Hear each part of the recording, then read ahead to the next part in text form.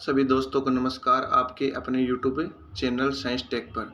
दोस्तों आज हम लोग साइंस की क्लास शुरू कर दी है, जो कि आज हमारा टॉपिक होगा वो होगा भौतिक एवं रासायनिक परिवर्तन। भौतिक एवं रासायनिक परिवर्तन यहाँ से हर एग्ज़ाम में हमारे पास एक क्वेश्चन कन्फर्म देखने को मिलता है, चाहे वो रेलवे की एग्ज़ाम हो, चाहे वो फिर सीईटी राजस्थान 10+2 या ग्रेजुएशन हो, चाहे दोस्तों वो कोई रीट वगैरह हो, जिनमें सभी में भौतिक एवं रासायनिक परिवर्तन यहाँ से एक या दो क्वेश्चन आपको देखने को मिलता है।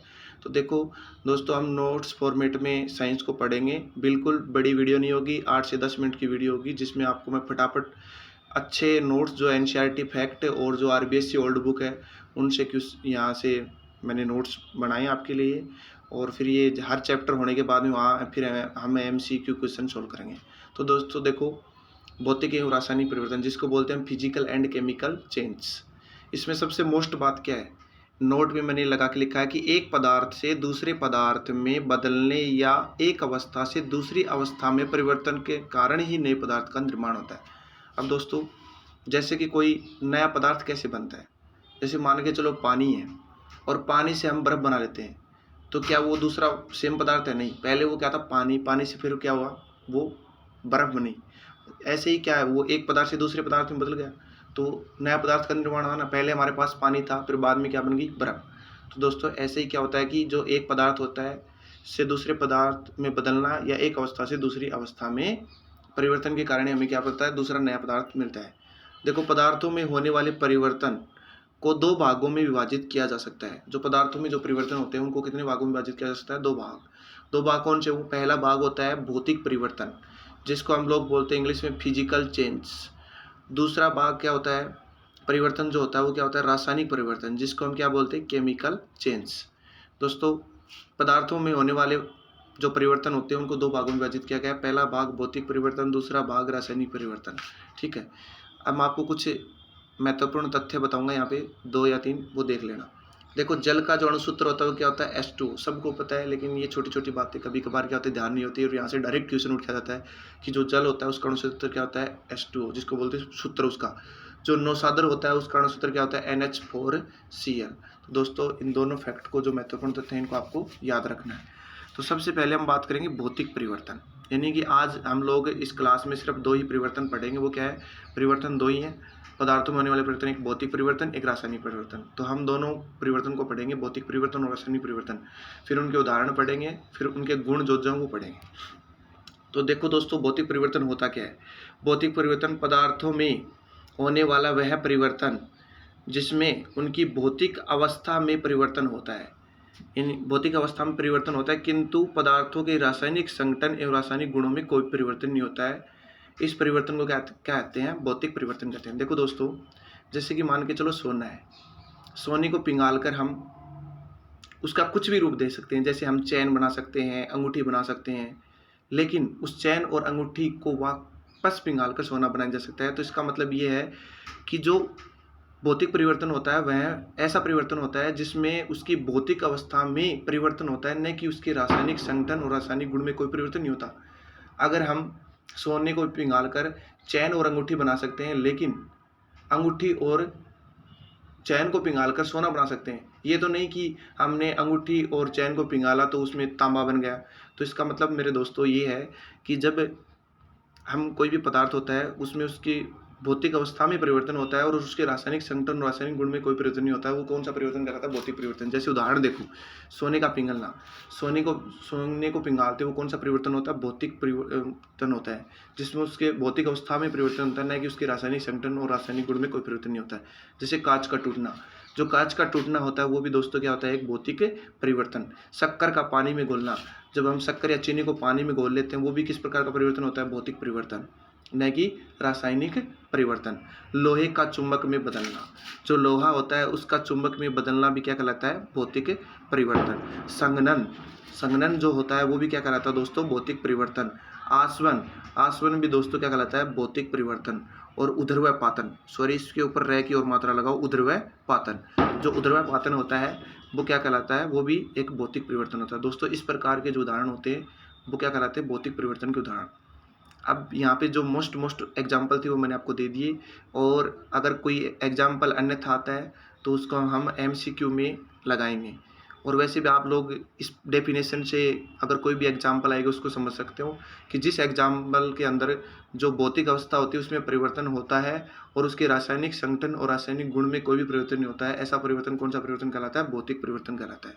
तो देखो दोस्तों, यहाँ पे भौतिक परिवर्तन के गुण क्या क्या होते हैं, उन गुणों को हम लोग पढ़ेंगे। भौतिक परिवर्तन के गुण, सबसे पहला गुण क्या होता है? भौतिक परिवर्तन में पदार्थ के भौतिक गुणों यथा मीन्स जैसे उसका आयतन चेंज हो सकता है, उसकी अवस्था, उसका ताप, उसका घनत्व, उसका रंग आदि में क्या होता है? परिवर्तन होता है।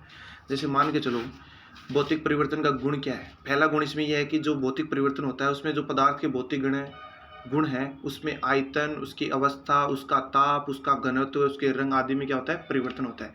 तो वो कौन सा परिवर्तन कहलाता है? भौतिक परिवर्तन कहलाता है। फिर इसका दूसरा गुण क्या है? पदार्थ के रासायनिक संगठन तथा रासायनिक गुणों में कोई परिवर्तन नहीं होता है, जो कि इसकी डेफिनेशन में बताया था कि जो भौतिक परिवर्तन होता है उसके जो रासायनिक संगठन और रासायनिक गुण होते हैं उसमें कोई भी चेंज नहीं होता है। इस प्रकार ये भौतिक परिवर्तन का क्या है? दूसरा गुण, कि पदार्थ के रासायनिक संगठन तथा रासायनिक गुणों में कोई परिवर्तन नहीं होता है। तीसरा गुण इसका होता है, यह परिवर्तन उत्क्रमणीय होता है। उत्क्रमणीय मीन्स जैसे जल हो गया, जैसे क्या है? जल से हमने क्या बनाया? जैसे जल से हमने बना दिया बर्फ, क्या बना दी? बर्फ।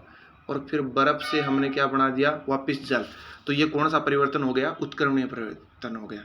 यानी कि उत्क्रमणीय परिवर्तन का मतलब क्या होता है कि वो दोनों तरफ मतलब हो सकता है, कि वो जल से बर्फ भी बन सकता है, बर्फ से जल, कहने का मतलब दोनों तरफ उसमें परिवर्तन हो सकता है। तो ऐसा परिवर्तन क्या कहलाता है? उत्क्रमणीय परिवर्तन। कभी कभार दोस्तों ऐसा एग्जाम्पल भी आ जाता है कि निम्न में से उत्क्रमणीय परिवर्तन कौन सा है? तो उत्क्रमणीय परिवर्तन वो होता है जो दोनों तरफ हो सकता है, जैसे कि जल का बर्फ में बदलना और बर्फ का वापिस से जल में बदलना। ऐसा परिवर्तन क्या कहलाता है? उत्क्रमणीय परिवर्तन। तो जितने भी भौतिक परिवर्तन होते हैं वो कौन से परिवर्तन होते हैं? उत्क्रमणीय परिवर्तन होते हैं। यह परिवर्तन अस्थायी होता है। कहने का मतलब ये जो भौतिक परिवर्तन होता है वो अस्थायी परिवर्तन होता है, ये कोई स्थायी परिवर्तन नहीं होता है। इसका मतलब क्या होता है? जैसे कि देखो, जल का बर्फ में बदलना, बर्फ का जल में बदलना, शक्कर का पानी में घुलना, ये सारे परिवर्तन क्या कहलाते हैं? अस्थायी परिवर्तन होते हैं, इनका कोई इसमें स्थायित्व नहीं होता है। तो ऐसे परिवर्तन, ये परिवर्तन भी क्या होते हैं? भौतिक परिवर्तन के गुण। तो दोस्तों भौतिक परिवर्तन हमारा क्या हो गया? कंप्लीट। अब हम पढ़ते हैं रासायनिक परिवर्तन।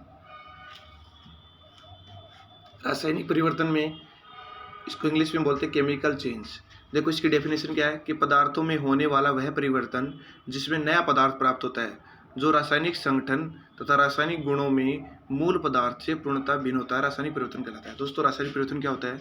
जो रासायनिक परिवर्तन होता है उसमें एक नए पदार्थ का निर्माण होता है, और वो पदार्थ कैसा होता है? जो कि रासायनिक संगठन तथा रासायनिक जो उसके गुण होते हैं वो मूल पदार्थ से बिल्कुल भिन्न होते हैं। जैसे कि उदाहरण के लिए हम उदाहरण क्या पढ़ेंगे? कोयले का जलना। देखो पहले कोयला होता है, वो काला काला गट्टों के रूप में होता है, फिर उसको जला देते हैं, उसकी क्या बन जाती है? राख। तो राख क्या है? कोयले से अलग ही होगी बिल्कुल, यानी कि उसका रासायनिक संगठन और रासायनिक गुण जो मूल पदार्थ है उससे बिल्कुल अलग हो गए। इसी प्रकार लोहे पर जंग लगना, जब लोहा होता है वो जंग लगने से पहले कुछ अलग मिजाज का होता है, और जैसे उस पर जंग लग जाता है तो उसकी क्वालिटी अलग ही हो जाती है। तो लोहे पर जंग लगना भी किस प्रकार का परिवर्तन है? रासायनिक परिवर्तन।